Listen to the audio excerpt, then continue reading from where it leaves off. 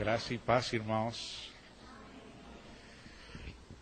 Recebam saudações da minha esposa, especialmente, irmã Miriam, que o ano passado estava comigo, conhecendo vocês, já são 2 anos, e enviou saudações especiais.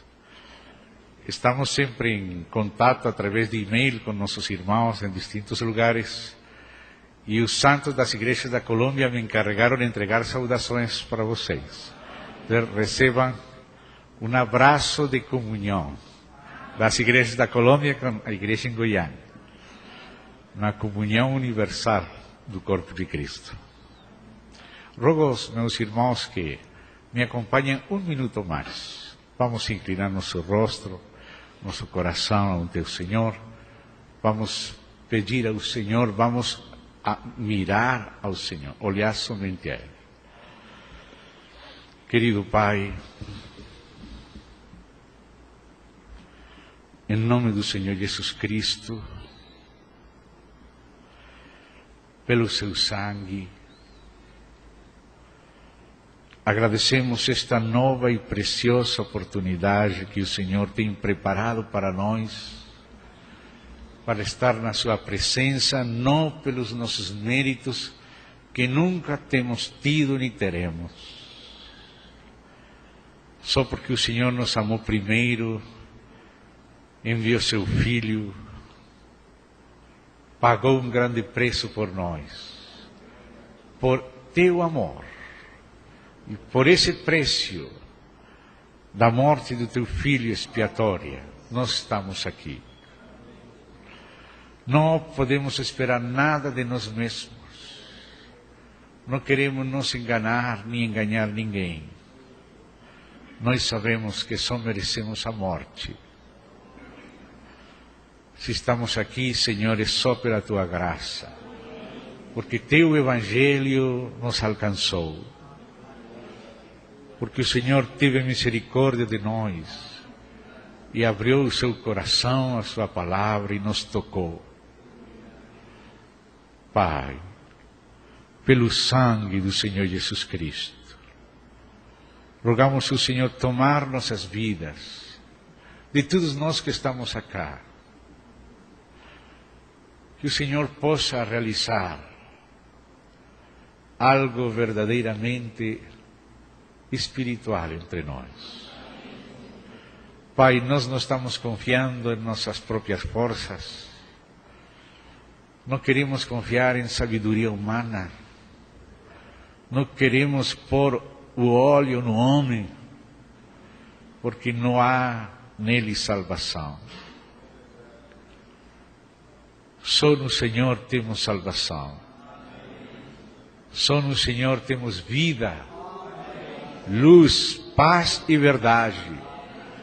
E a verdadeira alimentação e a verdadeira edificação só nos pode vir do próprio Senhor.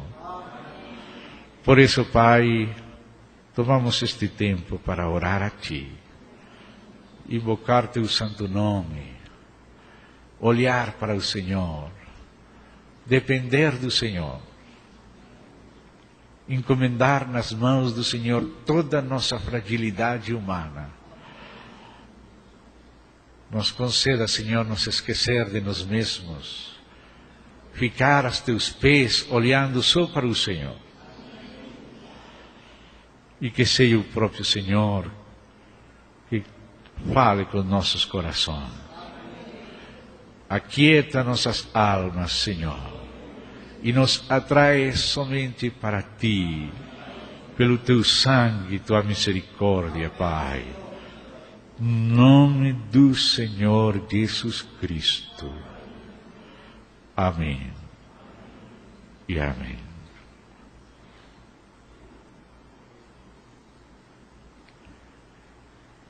Vamos começar lendo, irmãos, os que me possam acompanhar com as suas Bíblias. Primeiramente, um verso que está no Evangelho segundo Mateus. Vamos para o livro de Mateus, capítulo 11.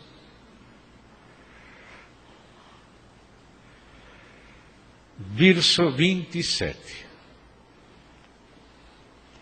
Mas para pegar o contexto imediato, vamos ler desde o verso 25. O verso 27 do capítulo 11 de Mateus vai nos servir de epígrafe, primeira citação, para a primeira parte de umas considerações que, com a ajuda do Senhor, estaremos fazendo pela sua graça, na sua presença. Temos aberto a sua palavra, confiando nele. Amém? Então estamos atentos a ele mesmo para nos ajudar. Amém? Então disse assim o Senhor, de Mateus falando do Senhor e depois o Senhor.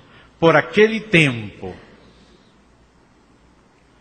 exclamou Jesus, graças te dou, ó Pai, Senhor do céu e da terra, porque ocultaste estas coisas aos sábios e entendidos e as revelaste aos pequeninos. Sim, ó Pai, porque assim foi do teu agrado. Tudo me foi entregue por meu Pai. Ninguém conhece o Pai, o Filho, perdão, senão o Pai. E ninguém conhece o Pai, senão o Filho. E aquele a quem o Filho o quiser revelar. Ninguém conhece o Filho, senão o Pai. E ninguém conhece o Pai, senão o Filho, e aquele a quem o Filho o quiser revelar. Vamos juntamente ver um segundo verso, palavra do Senhor Jesus no Evangelho de João.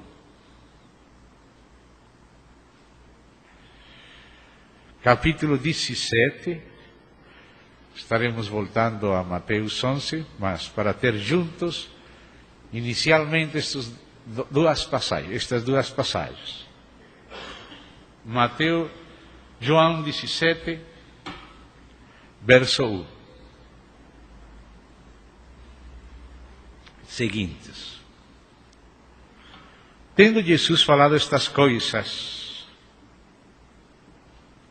levantou os olhos ao céu, do mesmo jeito que aconteceu em Mateus, e disse,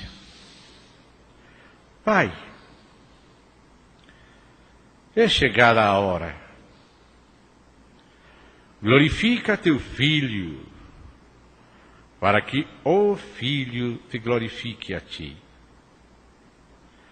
Assim como lhe conferiste autoridade sobre toda a carne, a fim de que ele conceda a vida eterna a todos os que lhe deste. E a vida eterna é esta, que te conheçam a ti, o único Deus verdadeiro, e a Jesus Cristo, a quem enviaste. Eu te glorifiquei na terra, consumando a obra que me confiaste para fazer. E agora glorifica, meu Pai, contigo mesmo, com a glória que eu tive junto de ti, antes que houvesse mundo. Manifestei o teu nome aos homens que me deste do mundo. Eram teus, tu nos confiaste, e eles têm guardado a tua palavra.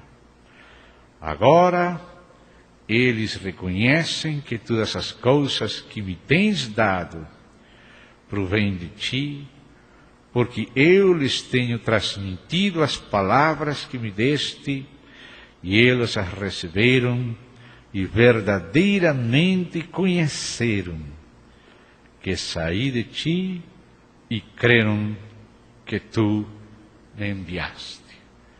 Vamos parar por enquanto aí e voltemos de novo então para Mateus. Mateus capítulo 11. Tanto o apóstolo Mateus como o apóstolo João registram aqui orações que o Senhor Jesus fez e que eles perceberam, e aquele espírito de comunhão entre o Filho e o Pai impressionou o coração deles. Eles gravaram essa comunhão íntima do Filho com seu Pai. Possivelmente também foram testemunhas de outras ocasiões, também de outras orações. Mas, graças ao Espírito de Deus, estas duas orações, a que registrou Mateus e a que registrou João, que ficaram gravadas nos corações destes apóstolos, Deus quis que ficassem também escritas para nós, também para abrir para nós uma janela. Estas orações abrem uma janela para nos mostrar a comunhão que existe desde a eternidade entre o Pai e o Filho no Espírito Santo. É uma comunhão maravilhosa, é a comunhão da qual tem resultado todo o universo. É uma comunhão da qual resultou um propósito eterno.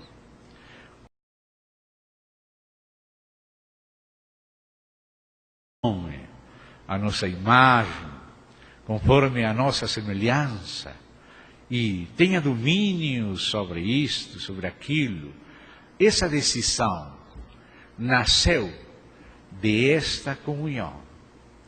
Quando Deus falou, façamos o homem, em plural, façamos, um Deus único, mas falando em plural, um Deus trino, um Deus Pai, Filho e Espírito Santo, tomando conjuntamente uma decisão, uma determinação, um propósito conjunto, no qual Deus, o Pai, o Filho e o Espírito Santo estão comprometidos neste propósito. Façamos isto. E começaram a fazer. Deus sabia que haveria a queda, a rebelião de Lúcifer, de 1/3 dos anjos, a queda do homem, a nossa situação terrível. Deus conhecia tudo, mas Ele tinha uma carta escondida, porque Ele deu a carta da redenção. Então Ele falou, sem nenhuma dúvida, façamos isto. Façamos isto.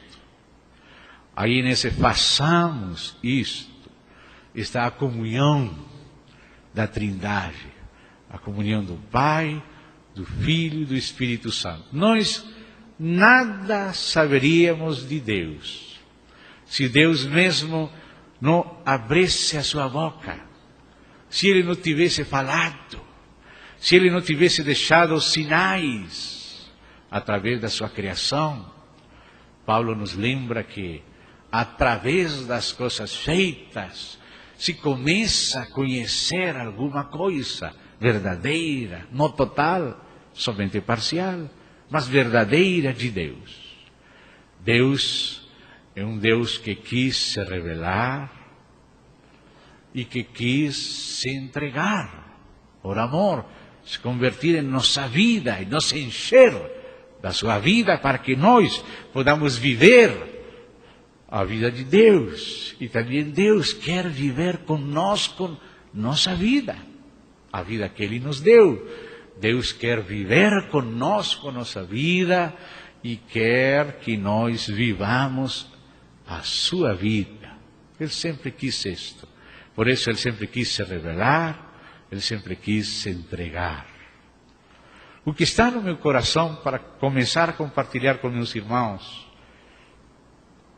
é acerca, como algumas vezes tenho feito esta menção, de 3 grandes espetáculos. Os 3 são 3 cenas de um mesmo espetáculo, um grande drama que tem se estado desenrolando desde a eternidade e vai para a eternidade, mas passa pelo tempo. O tempo que Deus quis que existisse entre a eternidade, que podemos chamar nossa lógica humana passada, e a eternidade futura. Antes de que algo existisse, somente existia o próprio Deus. O próprio Deus é o foco de todas as coisas. É a origem, a razão, o sentido de todas as coisas. E o próprio Deus é o primeiro espetáculo. Um espetáculo é uma coisa gloriosa, uma coisa que cativa a nossa atenção, uma coisa que nos assombra. Amados, é terrível para o homem perder a capacidade de se assombrar. Tantas coisas temos vivido, tanta coisa ruim, que parece que ficamos desanimados, entristecidos, aborrecidos, e vamos perdendo aquela capacidade de nos assombrar. Mas Deus tem a característica e a capacidade de nos poder assombrar. Não? Abrir nossos olhos e abrir a nossa boca e ficar perplexos. Graças a Deus. A eternidade não vai ser aburrida, irmãos. Estaremos constantemente assombrados por Deus, pelo que Deus é, pelo que Ele tem no seu coração, pelo que Ele está abrindo e fazendo e nos dando e nos fazendo, e nos convocando, nos involucrando com Ele. Deus nos conduzirá de assombro em assombro, de triunfo em triunfo, de glória em glória, e graça sobre graça, graça sobre graça, de triunfo em triunfo, de glória em glória. Isso quer dizer de assombro em assombro. Cada vez que recebemos graça, nosso coração fica assombrado do que é nosso Deus, do que é o seu coração. E este drama da história de Deus conosco, é um drama que tem 3 cenas principais. Uma cena que vem da eternidade, a cena da própria Trindade. É a primeira cena que dá origem, sentido, explicação, razão a todo o resto do drama. Todas as coisas começaram na eternidade, na Trindade. E tem que ver com a Trindade. Todas as coisas que viriam depois têm que ver com um relacionamento que existe no interior da Trindade. Um relacionamento que no Espírito tem o Pai com o Filho e o Filho com o Pai na eternidade. Esse conhecimento e amor que o Pai tem do Filho, que explica a criação, a aprovação das criaturas, a encarnação e a aprovação do seu Filho como nós, a redenção da igreja, a edificação da igreja, a consumação do propósito de Deus. Todas estas coisas estão divididas em 3 cenas principais do grande drama. E o primeiro espetáculo é a própria Trindade. A segunda cena, que também é um espetáculo, é a encarnação do Filho de Deus. A vida dele, a morte dele, a ressurreição dele, a ascensão dele, o governo dele. E a terceira cena, na qual vai se consumar aquele propósito que o Pai tem com o Filho, e o Filho com o Pai, e que será realizado no Espírito que provém do Pai e do Filho, Espírito que é o próprio amor do Pai e do Filho, Espírito que é do Pai e do Filho. Isso conduz à terceira cena, que também é um espetáculo, que é a edificação da igreja. Mas nós não vamos compreender a terceira cena sem a segunda cena. Não vamos compreender a segunda cena sem a primeira cena. Então temos nós que deter na primeira cena, na Trindade. E aqui entramos por esta janelinha das palavras do Senhor Jesus, que começamos a ler aqui em Mateus e em João. Então vamos olhar de novo por esta janelinha aí. Vamos para o verso 27, mas o verso 27, para ser melhor entendido, vamos ler desde o verso 25. Por aquele tempo, exclamou Jesus, por aquele tempo quando tinha falado, ai, acerca daquelas cidades. Que coisa!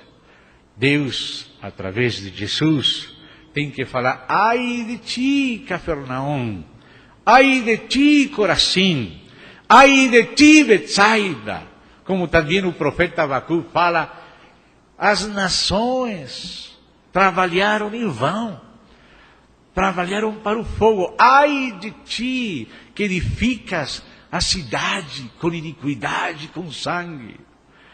Deus criou tudo para edificar a economia dele, o reino dele, e deixou em liberdade as criaturas, e as criaturas com a sua liberdade, em vez de cooperar com Deus, na edificação de Deus, no reino e na economia de Deus, começaram a edificar com injustiça, com iniquidade, com sangue, e por isso o Senhor fala, ai, ai, ai, ai, tudo vai para o fogo.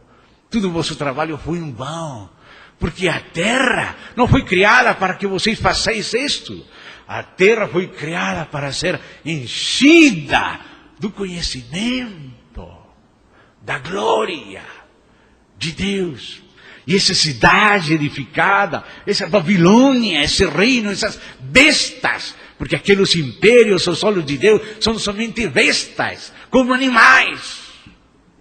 Manifesta uma natureza maligna, depravada.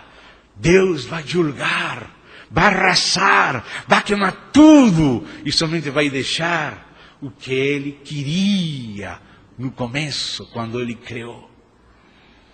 A terra será cheia do conhecimento da glória de Deus. Em vão estão trabalhando os povos se não estão cooperando com Deus no seu propósito. Deus permitiu liberdade das criaturas porque vai julgar elas. E no juízo, e também na graça e a misericórdia, Ele vai ser conhecido. Ele vai ser revelado.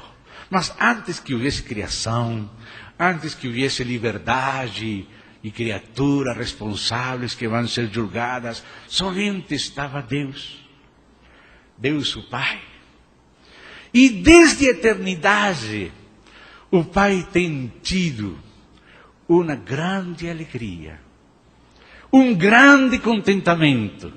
Tem havido no eterno coração de Deus uma profunda alegria, algo que enche a Deus de contentamento, que é seu próprio Filho. Antes de haver criação, somente estava o Pai e o Filho e o Espírito Santo. E somente Deus conhecia seu Filho.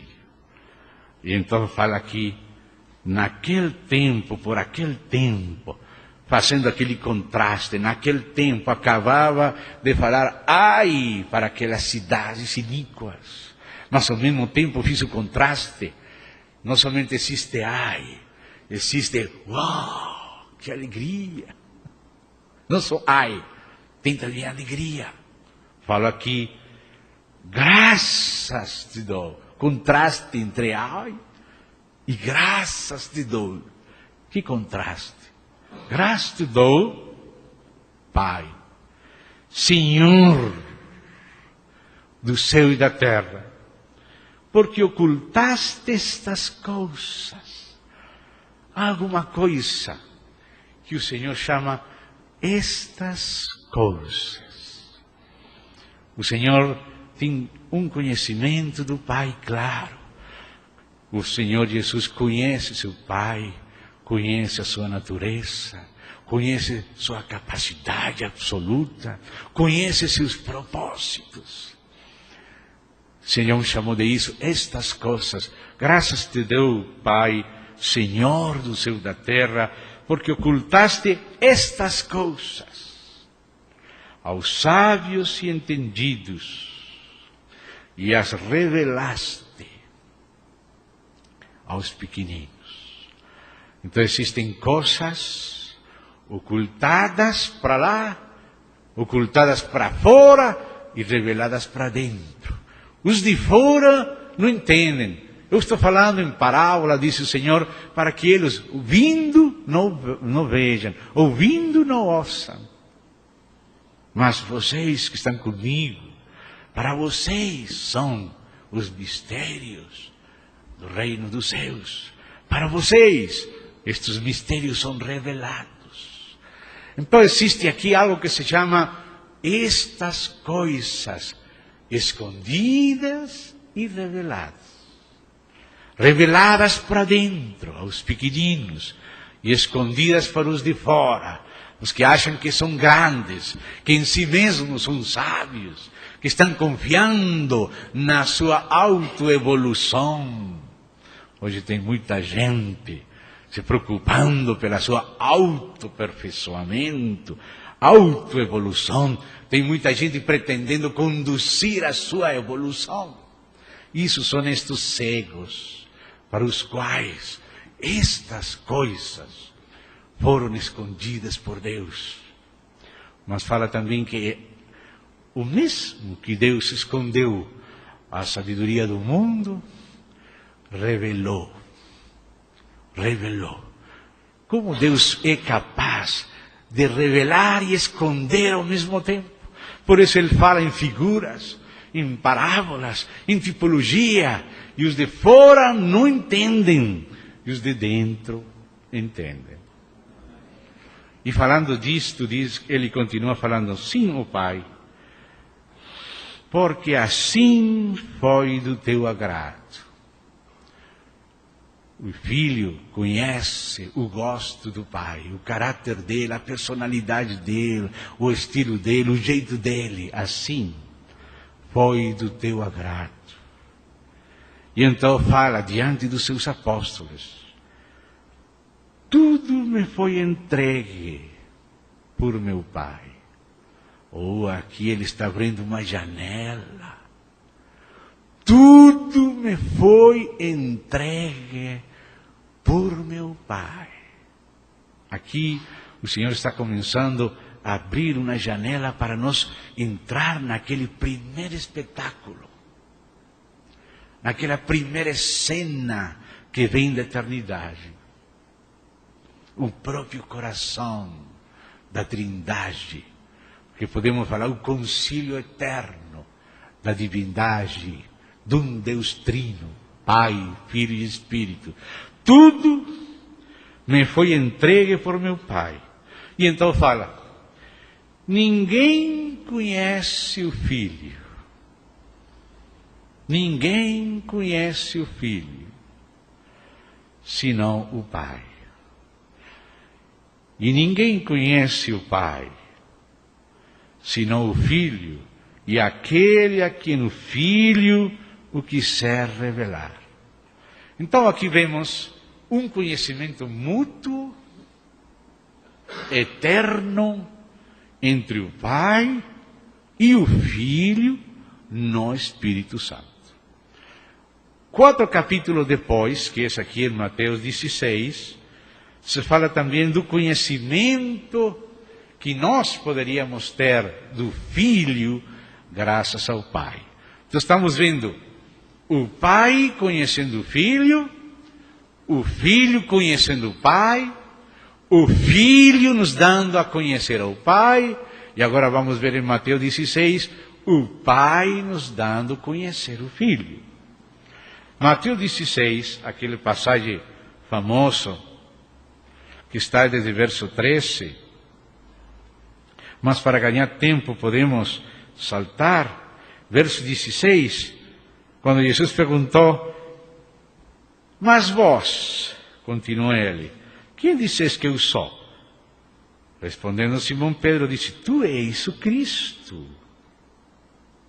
Ou seja, o Messias, o ungido, o ecônomo encarregado por Deus para conduzir o programa de Deus. Isso quer dizer o ungido, o Cristo, o Messias, o Filho do Deus vivo. Então Jesus lhe afirmou, bem-aventurado é Simão Bar-Jonas, porque não foi carne e sangue quem tu revelou, mas meu Pai que está nos céus.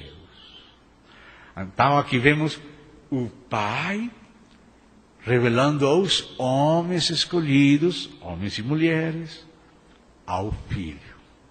O Pai conhece o Filho e o Pai revela o Filho. E ao mesmo tempo, o Filho conhece o Pai e revela o Pai. Ninguém poderia conhecer o Filho se o Pai não nos revelasse. E ninguém poderia conhecer o Pai se o Filho não nos revelasse. O Pai é quem conhece o Filho. E o Filho é quem conhece o Pai. Ninguém, não tem teólogo, filósofo, não tem cientista que nos possa ensinar acerca do Pai e do Filho, senão o Filho e o Pai. Amém?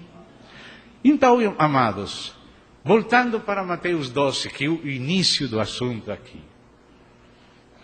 O Pai conhece o Filho. Ninguém mais conhece o Filho.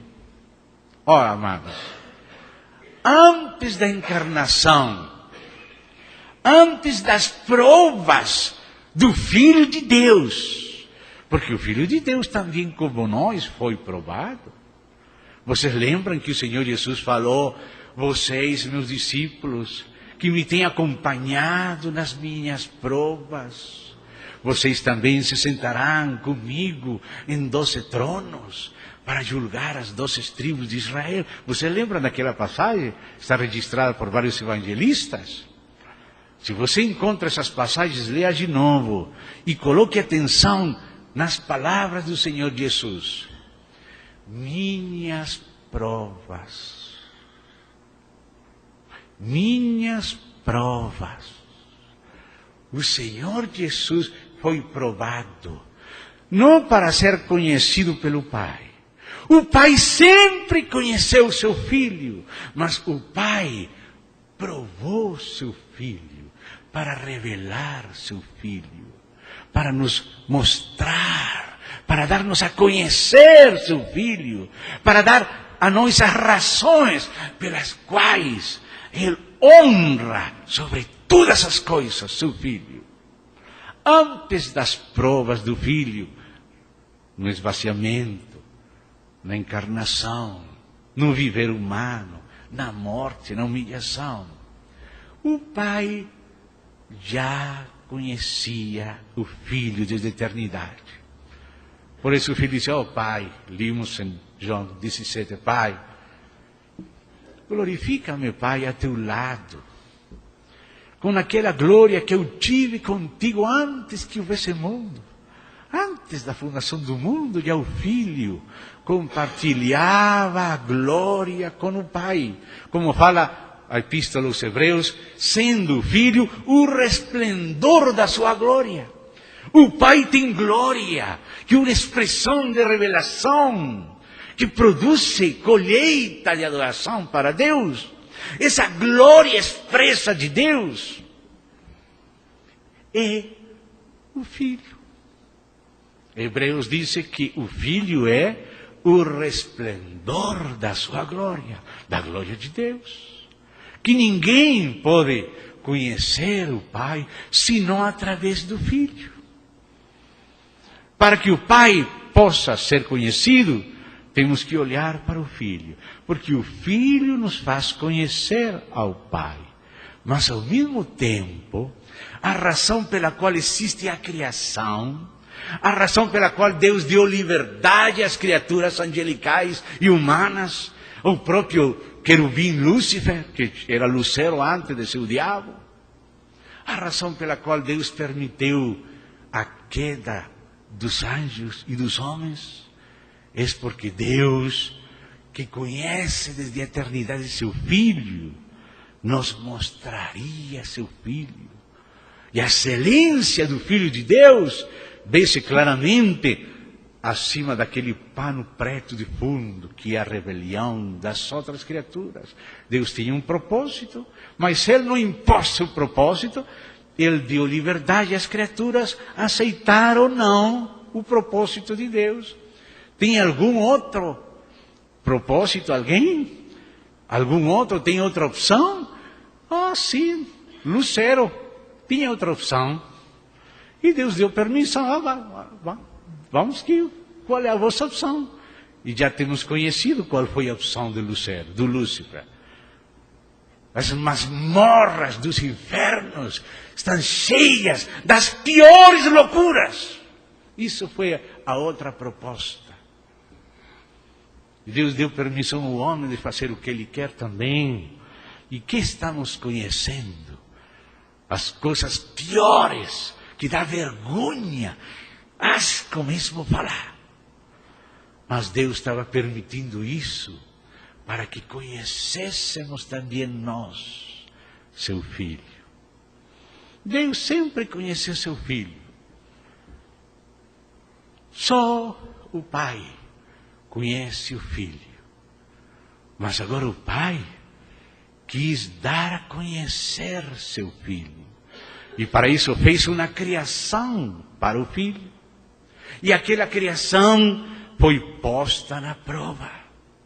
E aquela criação caiu na prova. Mas aquele Filho veio e entrou na criação. Se fez homem, se encarnou. E verdadeiramente, sem mentira, sem trampa nenhuma, sem armadilha, real e transparentemente, ele foi sometido à prova da criação. Foi homem, foi provado em tudo, conforme a nossa semelhança. O diabo esgotou todas as provas. A Bíblia diz que, tendo acabado toda a tentação, deixou ele por um tempo. Depois voltou, já não tinha mais novas tentações. Todas as tentações do diabo se esgotaram. Então repetiu de novo as mesmas tentações em outras ocasiões. E o Senhor Jesus falou: o diabo nada tem em mim. Nunca teve. Deus não precisava essa prova para conhecer seu Filho. Mas nós precisávamos que o Pai demonstrasse o que é seu Filho, permitindo a queda do diabo, dos anjos, do homem, e depois a encarnação e a prova do Filho. Agora, todos temos que dobrar nossos joelhos e confessar com nossas bocas que Jesus Cristo é o Senhor para a glória de Deus Pai. Deus tinha razões eternas, mas nós não conhecíamos. Mas agora, depois da criação, depois da queda, depois da redenção, depois da encarnação, agora estamos começando a conhecer ao Filho. O Pai conhece o Filho, só o Pai. Ninguém pode nos revelar ao Filho, senão o Pai. O Pai conhecia desde a eternidade a fidelidade do Filho. Conhecia o amor do Filho.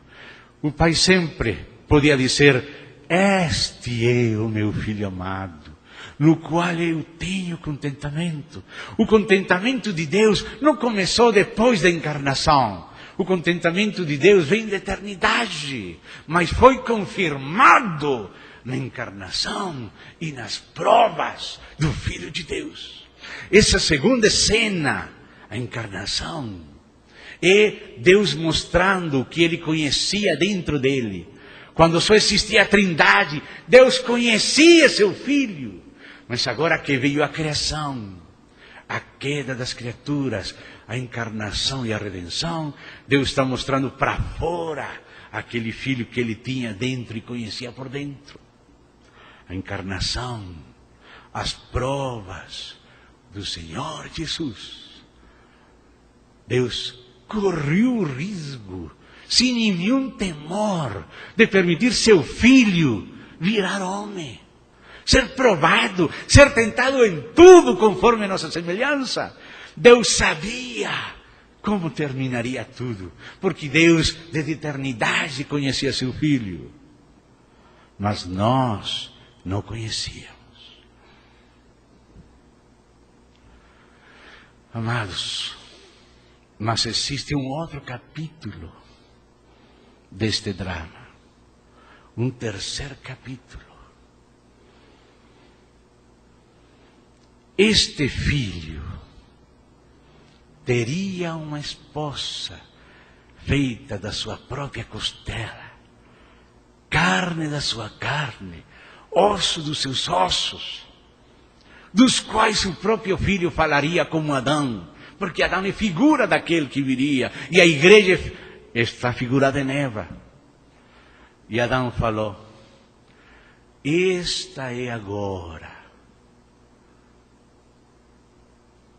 carne da minha carne e osso dos meus ossos. Estes como eu. Esta será chamada varão, porque do varão foi tomada. Assim como o pai está contente com seu filho, o pai recebe a adoração do seu filho, o filho fala: meu Deus e meu pai. O próprio filho fala a seu pai como meu Deus e meu pai. E também o pai fala do filho: tu, ó Deus. Em Hebreus se cita a confissão do pai, falando Deus ao filho. Ao pai dizendo: todos os anjos te adorem. Quando introduz o primogênito no mundo, na criação, manda o pai que os anjos adorem o filho, porque o pai conhece o filho.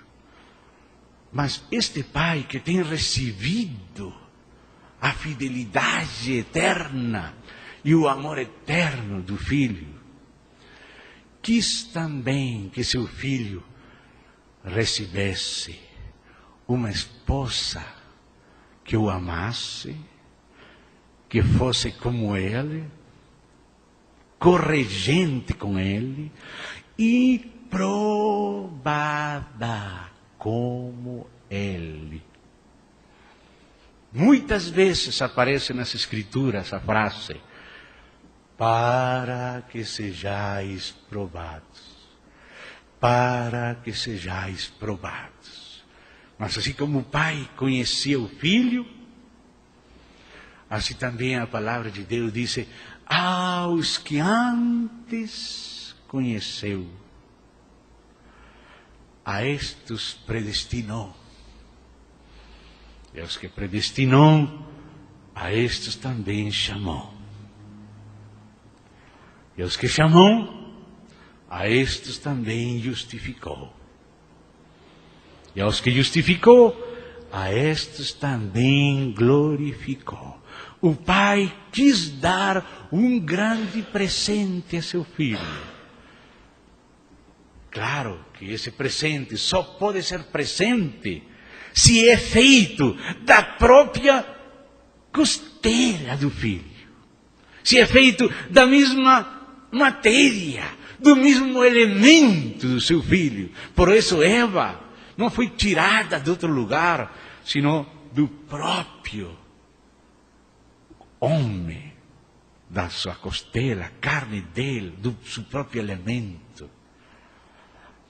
E assim como o Pai está contente com seu Filho, Ele quis dar uma igreja, uma esposa a esse Filho. Uma esposa que amaria o Filho, que seria fiel. E a Escritura fala dos chamados, escolhidos e fiéis. Que coisa! Que o Filho seja fiel, grande coisa é. Mas que a igreja, a noiva, vai ser também fiel. Para nós que estamos cheios de maldade, da cabeça até os pés, ficamos apavorados na capacidade que tem Deus de tomar da costela do seu Filho e lhe fazer uma esposa. E essa é a terceira cena, a edificação da igreja. Essa é também na Bíblia chamada de espetáculo. Tudo isso é chamado de espetáculo. Quando aqui fala, ninguém conhece ao Pai senão o Filho. Ninguém conhece o Filho senão o Pai. O Pai revela o Filho. O Filho revela o Pai. Que é essa revelação? É espetáculo. Revelação é espetáculo. Deus se abrindo, nos assombrando. Se abrindo mais, nos assombrando mais. Se abrindo mais, nos assombrando mais. O primeiro espetáculo é a própria Trindade eterna. E isso que é eterno é demonstrado, confirmado na segunda cena, que é a encarnação do Filho, que é o segundo espetáculo. Porque a Bíblia diz: grande é este mistério. Foi manifestado, esse espetáculo, manifestado em carne, justificado no Espírito. É manifestado para ser provado e depois de ser provado, ser aprovado. Justificado no Espírito. Se ele não houvesse ressuscitado, o Espírito estaria dizendo: ele falhou. Mas se ele ressuscitou, o Espírito está dizendo: ele é fiel. Ele venceu. Ele honrou a Deus. O sacrifício dele foi aceito. Por isso foi ressuscitado. Por isso Paulo fala aos Romanos e diz: declarado Filho por meio da ressurreição dentre os mortos. Não que começou a ser filho a partir da ressurreição. Não, a ressurreição demonstrou que é ser o Filho. Que esse sacrifício foi aceito, porque essa vida foi perfeita.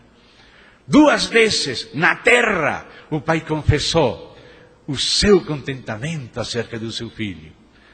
Quando ia começar o ministério público, ele vinha da vida secreta, da vida oculta, 30 anos vivendo uma vida que ninguém conhecia, senão o Pai. Seus irmãos não compreendiam bem. Junto com ele, aí estava Tiago, estava Judas Tadeu. Agora você vê aqui a epístola de Tiago e a epístola de Judas, irmãos de Jesus Cristo, que acompanharam dele na vida privada, e agora, quando eles têm olhos abertos, a esse seu irmão na carne, eles chamam de Senhor. Você poderia chamar Senhor a seu irmão?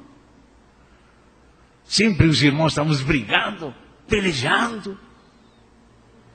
Mas o próprio Judas fala, Judas Tadeu, irmão de Tiago, servo do Senhor Jesus Cristo, seu irmão. 2 testemunhas, Tiago, o justo, Judas Tadeu, irmãos na carne do Senhor Jesus, testemunhas da sua vida oculta, falando dele como Senhor. Eles não compreendiam bem ele, até que Deus mostrou a ele quem é o seu filho. Então, quando chegou a hora de começar o seu ministério público, ele se apresentou diante de João Batista. João Batista falou, eu não sou digno, nem de tratar aí com o seu calçado. João Batista sabia quem ele era. Quando perguntou, quem é você, João? Eu sou a voz que clama no deserto. Preparai o caminho de quem? De quem tinha que preparar o caminho, João, no deserto? Do Senhor, de Javé. Por isso ele sabia o ministério dele, a quem ele estava preparando o caminho. Por isso ele falou, não sou digno nem de tocar nele, eu preciso ser batizado por ele. Mas o Senhor estava tomando nossa condição de pecadores acima de si mesmo, se identificando conosco, assim como nós nos identificamos com ele no batismo, sendo batizados, sepultados com ele no seu nome, mortos e ressurretos. Ele primeiro se estava identificando conosco quando se fez carne e foi batizado também por João. Mas justo nesse momento, o Pai não pôde ficar calado e falou. Ainda não tinha começado o ministério público, somente tinha detrás dele a vida privada, que só Deus conhecia. Os irmãos conheciam, mas não compreendiam bem. Mas o Pai entendia bem.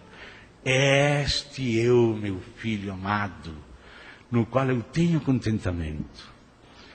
O Pai aprovou a vida oculta e privada do seu Filho Jesus Cristo. O Pai deu testemunho melhor que o Código da Vinci. Esse é um falso testemunho. O testemunho do Pai é o verdadeiro testemunho. Os testemunhos dos seus irmãos, dos amigos dele, os discípulos dele. Esse é o verdadeiro testemunho. O outro é só inveja do diabo. Vende muito, mas só inveja do diabo. Depois veio a vida pública dele. Já quando tinha que descer do monte para ir a Jerusalém, de novo o Pai falou. Agora, colocando o seu selo sobre o ministério público. Colocou o selo sobre a vida privada, colocou o selo sobre a vida pública. Este é o meu filho amado, no qual tenho contentamento. E depois ressuscitou ele. Esse é o segundo espetáculo, manifestado em carne, justificado do Espírito, visto dos anjos, pregado aos gentios, crido no mundo, recebido arriba na glória. Esse é o segundo grande espetáculo. Mas esse segundo espetáculo fala do mesmo que estava no primeiro espetáculo. O que foi manifesto aqui na história, no tempo, na encarnação, nas provas do Senhor Jesus Cristo, era o que o Pai conhecia. O pai conhece o filho, ele conhecia seu filho. E agora deu oportunidade a seu filho para mostrar quem ele é.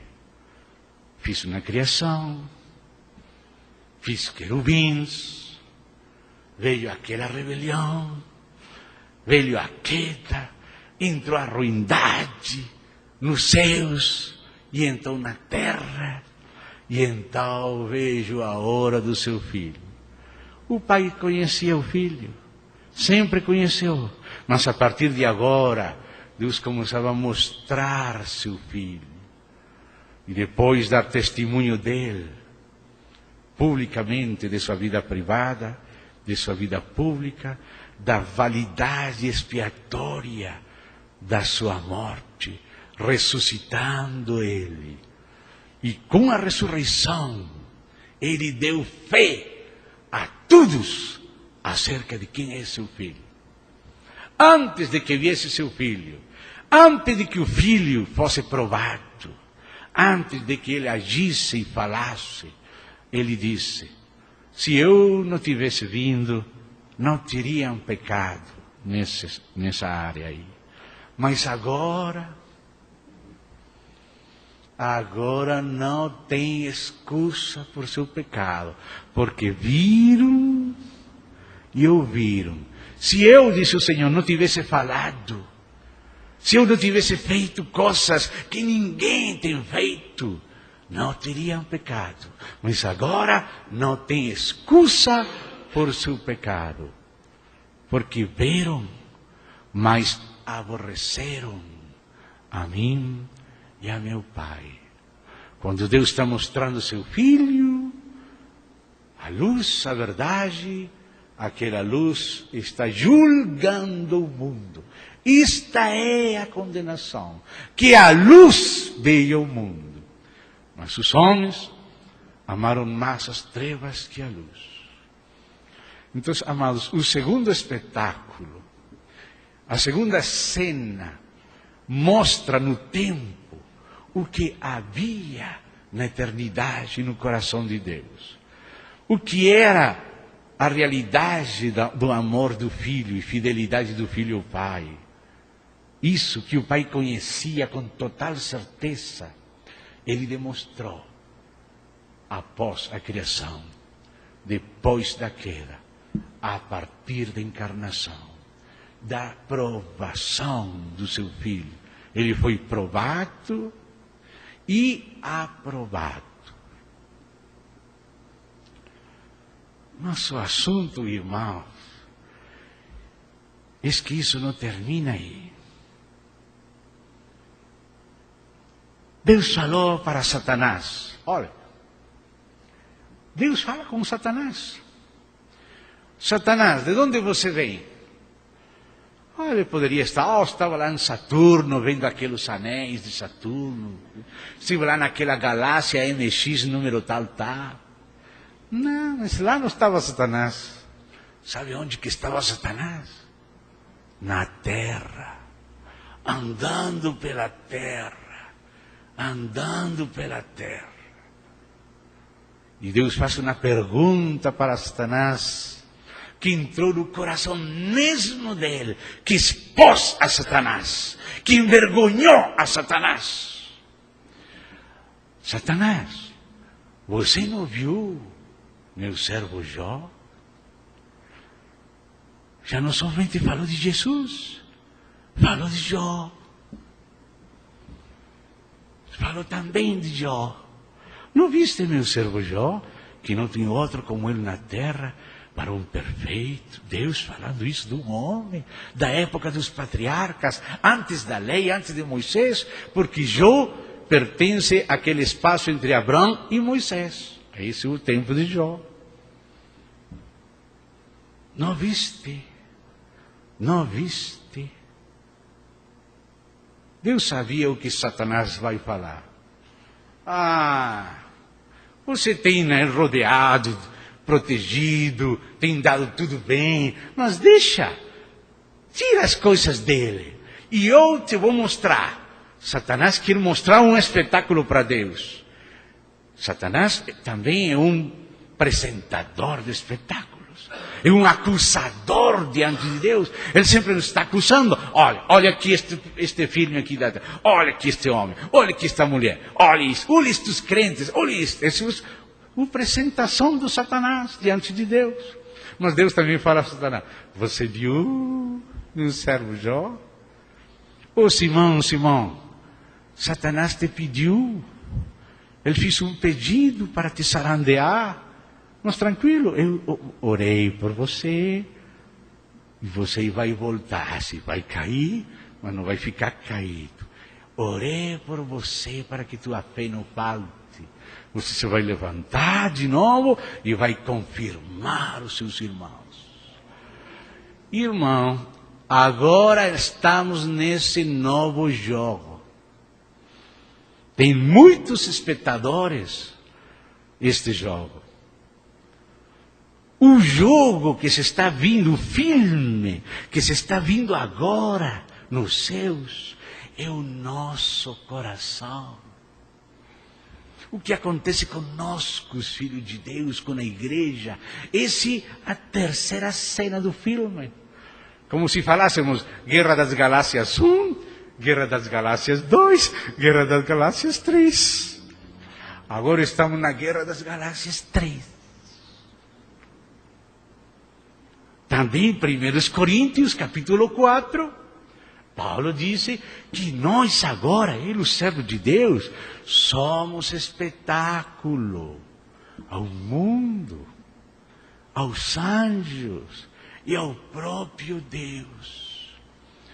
E Paulo aos Efésios, no capítulo 4, diz que agora a multiforme sabedoria e também a graça no outro lugar de Deus tem que ser expressadas através da igreja diante de principados e potestades, porque nós podemos enganar aos irmãos. Irmão Luiz, eu sou um bom irmão. Olha aqui minha aureolinha, eu sou tudo lindinho, é? Isso posso falar eu? Mas os demônios estão aí. Olha este hipócrita aí. Olha este gino aí. Você vê? Você vê qual é o filme que agora o céu está vindo? E a sala de filmes do inferno está vendo o mesmo filme. O diabo está vindo, ele está muito interessado nesse filme. Onde que você estava, Satanás? Aí nesse teatro chamado A Terra. Aí. Ele gostava desse teatro, desse cinema, A Terra.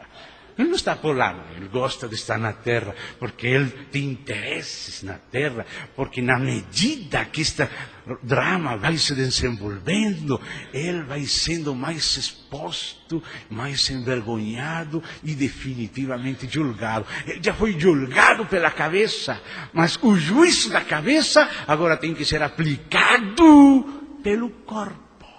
O corpo tem que demonstrar diante do mundo de homens, de principados, que está com a cabeça. E a igreja tem que passar pela prova. O Senhor conduziu Israel pelo deserto para que sejais provados. Para saber, não Deus saber, nós saber o que está em nosso coração. A ver se nosso coração é como aquele do diabo. Como os filhos do diabo, que querem fazer as coisas do seu pai, o diabo. Ou se são filhos de Deus, que amam a Deus, que vão ser aquela noiva conhecida e escolhida e edificada por Deus em Cristo. O drama não terminou no segundo capítulo, na segunda cena. O drama está agora na terceira cena em andamento. O drama está acontecendo com nossos pensamentos, com nosso coração, com nossa vida secreta, com nossa vida íntima, com o profundo de nosso segredo. Deus está vindo. Somos como peixes de cores num aquário. Aqui está este peixezinho, ó. O irmão Gino aqui, ó. Aqui o irmão Luiz aqui, uma Vanderlei aqui, o João aqui, aqui está o José Carlos, aqui está o irmão Solange, peixes de cores no aquário, cheio de espectadores. Deus, os anjos eleitos, os principados, os caídos, os demônios, o resto do mundo, os homens, o resto do mundo. Se ele os adultera, não tem problema, mas adulterou um irmão, um pastor, todo mundo vem à prensa, vem em prensa e opina, olha este pastor. Somos um espetáculo a eles. Eles estão vendo esse filme, porque o coração deles está envolvido no assunto. Se nós somos fiéis, eles vão aparecer como infiéis. Então eles querem que todo mundo seja infiel. O que o diabo quer é isso. Ele está sendo envergonhado, quer se cobrir, se esconder com outros condenados. Todo mundo vai para o inferno. Ele não quer ficar sozinho no inferno. Todo mundo vem para o inferno, inferno, inferno. E Deus pergunta: viste meu servo Jó? Deixa eu te provar. Prova. E Deus permitiu a prova. E muitos versículos falam de provação. Amado, não fique surpreso. Não esqueça que você está sendo filmado. Sorria, você está sendo filmado. Sorria, você está sendo filmado. E esta câmara não somente olha para a sua gravata, não, olha para o coração. Esta câmara de Deus está olhando para nosso coração. Diz em Hebreus que temos uma grande nuvem de testemunhas. Os espíritos dos justos, feitos perfeitos, são chamados pelo autor da Epístola aos Hebreus como grande nuvem de testemunhas. Eles estão atestiguando. Deus permite a eles ver alguma coisa. Esse é o principal reality do universo. Sorri, você está sendo filmado. Esse é o espetáculo. Um irmão, um servo de Deus, quando era jovem, ele teve uma morte clínica, ele morreu. Saiu do corpo e foi para lá, para o paraíso. E um anjo falou para ele uma coisa, e ele quando voltou, contou que coisa aquele anjo falou para ele. E ele disse assim: aquele anjo me disse que nossos pensamentos aqui na terra falam mais forte nos céus que nossas palavras na terra. As palavras que nós falamos na terra se escutam menos no céu que o que se escuta nos nossos corações. Os pensamentos de nosso coração se escutam nos céus mais forte que as nossas palavras na terra. Que nós decimos, alguns colocam atenção, o que nós pensamos, que nós intentamos, como disse Paulo, 1 Coríntios 4, as intenções de nossos corações vão ser manifestas naquele dia. Porque o espetáculo é cada vez mais luz, luz, luz, luz, para mostrar ao Filho, também formado no seu corpo, e para julgar o seu inimigo. Luz que salva e ao mesmo tempo destrói aos seus inimigos. Com o resplandor da sua glória, ele destruirá seus inimigos, mas os fiéis ficarão em pé. Não fugirão envergonhados, sino que serão arrebatados para receber a Ele nas nuvens e vir com Ele, a reinar com Ele e julgar as nações com vara de ferro. Mas como vamos julgar sem primeiro ser nós mesmos julgados? Então, amados, existe em andamento uma terceira cena, que é a edificação do corpo. Os anjos estão vindo. Olha, viram lá? Se convertiu aquele homem. Façamos festa. Estão fazendo festa. Não falou Jesus assim? Que quando um pecador se arrepende, os anjos fazem festa? Porque os anjos de Deus, amados, são nossos torcedores. São nossos fãs. Eles são os torcedores a favor da igreja. Tudo está acontecendo, irmão. Não esqueça disto. Sempre lembre-se que você está sendo olhado por milhares de olhos celestiais. Os de Deus, que nunca serão enganados, dos principados e potestades, dos que são fiéis, dos que são infiéis, de uma grande nuvem de testemunhas. Os próprios homens estão vendo este espetáculo, a vida e o testemunho da igreja, a formação de Cristo em nós. Isso é chamado também de espetáculo. Lembremos isto. 3 espetáculos. O Pai mostrando na primeira cena o que acontece no interior da Trindade, havendo janelas através das palavras dele, do seu Filho agora, para entrar naquele concílio interno da Trindade.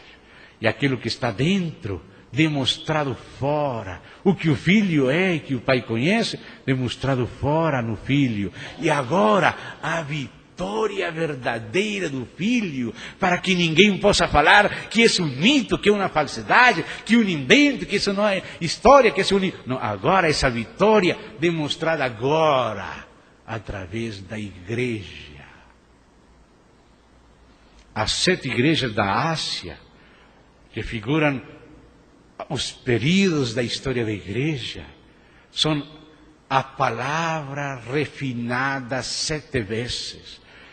Cristo, sua vitória, sendo demonstrado como vitorioso através das provas da igreja. Na primeira idade a igreja foi provada num jeito, na era de Esmirna foi provada em perseguições, na era de Pérgamo foi provada na mistura com a política e o Estado, na era de Tiatira foi provada também com aquela Jezabel. Cada era da igreja é uma provação, é uma fornalha para demonstrar a verdadeira vitória de Cristo nos vitoriosos, nos vencedores da igreja. Os vencedores da igreja estão mostrando que Cristo venceu. Eles vão crer em mim, disse o Senhor, quando vejam a igreja. Pai, para que creia que o Pai me amou e me enviou ao mundo, que eles sejam um, como tu e eu, e se amem como eu amei a eles. Irmão, a igreja mostra ao Filho. A igreja mostra a Trindade. A igreja foi confiado o testemunho da Trindade, da encarnação, da expiação, da ressurreição, do Espírito, da vitória sobre o pecado, a carne, o mundo e a morte. E essa terceira parte tocou a nós. Só em união com seu Filho, só extraindo dele como Eva, do seu osso, como carne dele, osso dele, semelhante a ele, dependendo dele, vivendo por ele, podemos mostrar a vitória dele nas provas. A igreja é provada. Conheço, disse o Senhor, estou falando muito, 10 horas, vou terminar. Conheço a tua tribulação. Não me esqueci de você. Conheço a tua pobreza, não me estou esquecendo de você. Conheço a tua tribulação, conheço a tua pobreza, mas vou te dizer algo mais. Não só vais ter mais tribulação e mais pobreza, o diabo vai pegar alguns de vocês ainda que atribulados e pobres, agora vão para a prisão, e alguns vão morrer. Para quê? Para que sejais provados. Seja fiel até a morte. Eu também estive morto, mas eis que vivo. Eu passei pela morte, mas eis que vivo. Eu sou o que estou falando. Eu não estou colocando sobre vocês uma carga que eu não carreguei primeiro. Eu morri primeiro, vocês viram, mas eis-me aqui, estou vivo. Agora você também, minha igreja, seja fiel até a morte, e eu te darei a coroa da vida. Amém, amados? Compreendamos em que hora estamos, e nunca esqueçamos que estamos no principal reality do universo. Vamos orar. Querido Pai, em nome do Senhor Jesus Cristo, rogamos a Ti que o Senhor nos perdoe, porque o Senhor nos vai julgar pelas nossas próprias palavras. O Senhor falou, pelas Tuas próprias palavras te julgo. Eu sei, Senhor, que vou ser julgado pelo mesmo que tenho pregado. Por isso não quero pregar para outros antes que para mim mesmo. Pai, me perdoa com Teu sangue todos os meus pecados. Me concede viver para Ti no íntimo do coração, não só na vida pública, mas também na vida privada, na vida secreta. Guarda-nos para Ti, Pai. Concede-nos demonstrar ao mundo inteiro, aos principais e potestades, que o amor do Senhor foi fiel, que a graça do Senhor basta e é suficiente para nos preservar sem caída e nos apresentar com grande alegria naquele dia, diante de Ti, para que o Senhor possa nos confessar diante do Pai e dos anjos e não se envergonhar de nós, sino se alegrar. Oramos, Pai, para que isto seja assim conosco, naquele dia e desde agora em diante, em nome do Senhor Jesus Cristo. Amém e amém. Obrigado.